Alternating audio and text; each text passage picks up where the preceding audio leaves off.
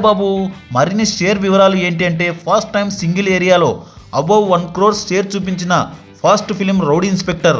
ఆ area Ceded 1.5 crores నుంచి 2 కోట్ల వరకు షేర్ ఫుల్ రన్లో చూపించిన చిత్రం రౌడీ ఇన్స్పెక్టర్.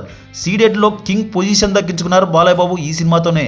1992లో వచ్చిన బ్లాక్ బస్టర్ చిత్రం రౌడీ ఇన్స్పెక్టర్ 50 రోజులకి 4 కోట్లకు పైగా షేర్ని సాధించి ఫస్ట్ టైం రౌడీ ఇన్స్పెక్టర్ 4,30,00,000 షేర్ని వసూలు చేసి 50 డేస్ సెంటర్స్లో ఫస్ట్ ప్లేస్లో నిలిచిన చిత్రం రౌడీ ఇన్స్పెక్టర్.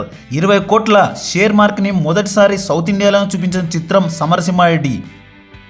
తర్వాత 20 కోట్లకు పైగా షేర్ మార్క్ని సౌత్ ఇండియాలోనే మొదటిసారి చూపించిన చిత్రం నరసింహనాయుడు. రిలీజ్ రోజే 2 కోట్లు కలెక్ట్ చేసిన మొదటి సినిమా విజయేంద్ర వర్మ.